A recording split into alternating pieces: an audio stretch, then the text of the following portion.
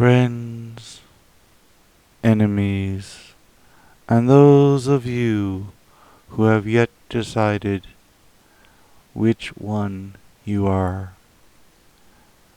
I greet you. Hello.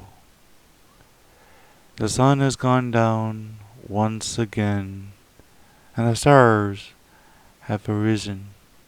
It is now night in my studio, and it is now time for me to continue my story. The last time I mentioned how I moved to Japan to make my fortune, as modest as it may seem. While living in Japan, one does meet Japanese people, but we also meet international people who are traveling to other countries, sometimes staying for a brief spell in Japan, sometimes moving quickly. Our story is about one who moved quickly, Edward. Edward was someone I worked with around 2004 for the same company. We were also housemates. We got along civilly enough. We enjoyed the same video games, some of the same movies, and we got along well. He and I were very different, though. He always was just a touch smarter than I was. A little more on the ball. And before I left that company, he had been promoted to be manager, which he did turn down, for he was interested in traveling.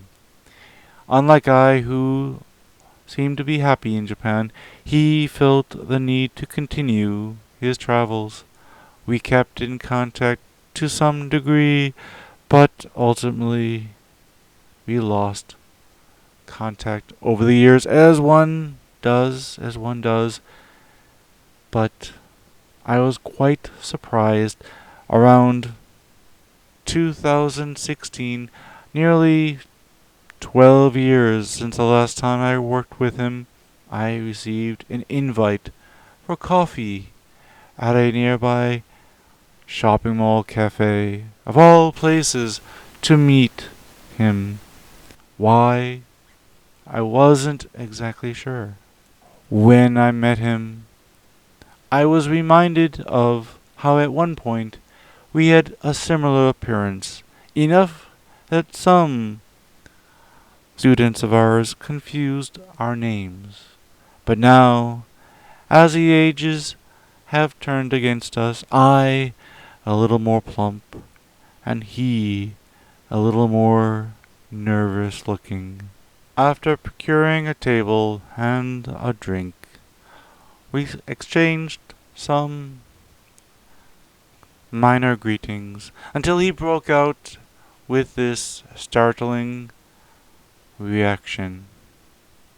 It's not going to work. I'm sorry. This is not going to work. I gotta go. This is not going to be good for you. I stopped him. I wasn't exactly sure what he meant. What exactly wasn't going to work? Maybe we could make whatever he needed to work. With my resources, his intelligence, we could get something done. At least, the story would be very interesting, or so I hoped. Well, I'll tell you. It started about 3 years ago. I was traveling around and I decided to rent a villa for a short time to relax in. I was working for a tourist company, and I really didn't need to spend much time in the office. I could really just log into my computer every day and send a few emails, do a video conference, check a few schedules, and call the rest of the day off. That sounds like a dream-like job, isn't it? At least that's what I thought. So this particular villa that I was staying was a very old villa. It had a history of, well, a very strange history, and it was located near a cliff. Well, here we go. A strange history. A cliff. The mystery deepens. Tell me more. Alright, well, the villa was once a small castle, and it was changed during the Reconstruction period after the last war, after World War II. It was bombed twice, at least the first time in World War One and then in World War Two, and it was bought by a person named Mary, who was an old spinster who kept the house, the villa, to herself until she died, and then it went to the banks, and the banks were renting out to various tourists. But because of this cliff that was next to, not many people wanted to stay at the house. You see, this particular cliff had a very bad history. And a lot of places throughout the world have places like this. Um,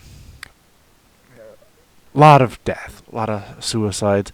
The people in the village not too far was giving it names like the suicide cliff, the widower, the single mom jumping spot.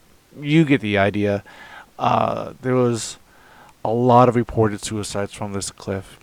And it was a strange story. The woman, Mary, who used to live at this place, I don't remember her last name, but this Mary was uh, noted to be watching these people jump off without stopping them. And when someone asked, why didn't you stop these people from jumping over, she would always say something bizarre like, uh, it's feeding her.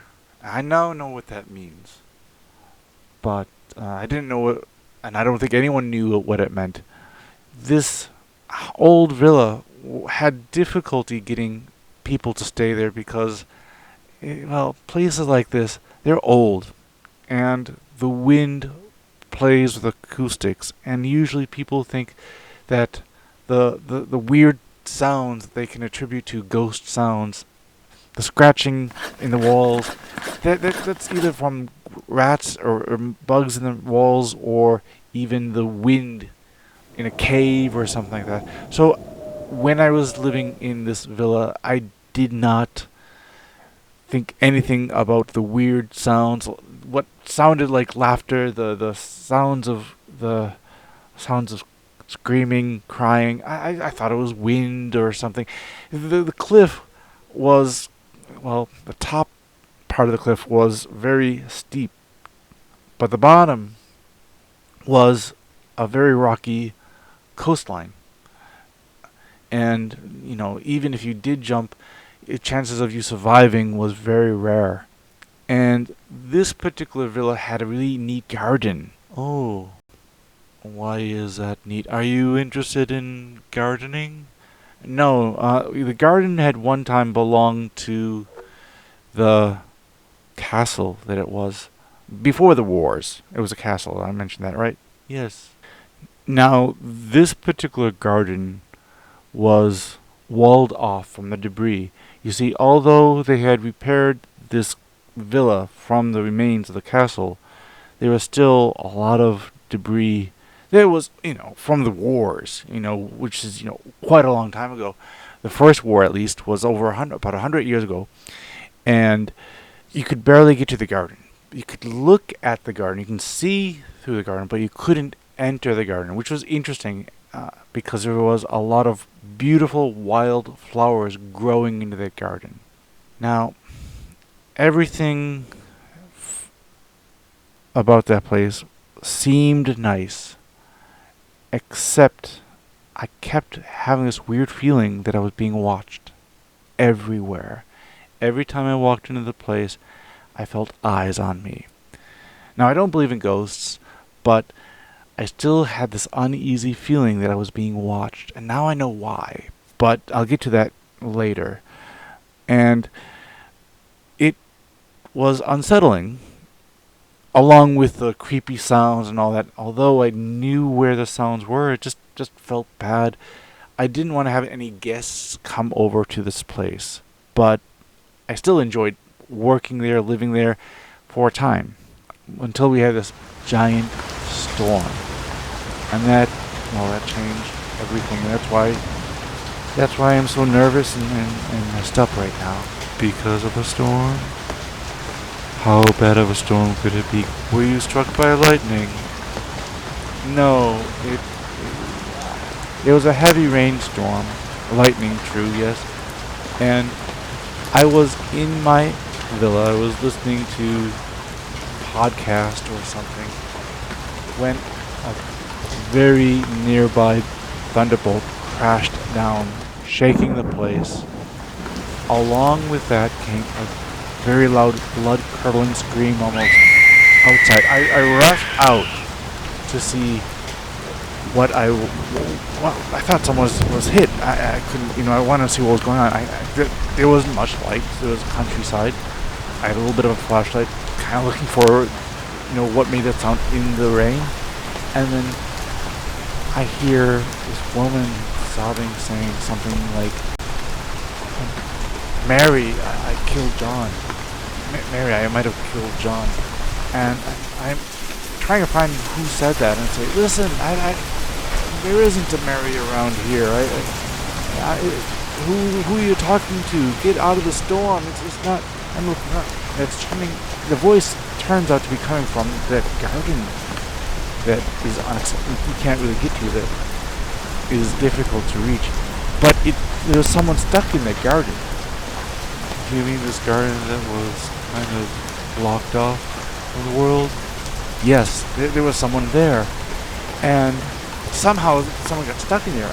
Maybe they keep talking about how they killed this John, calling for this person named Mary.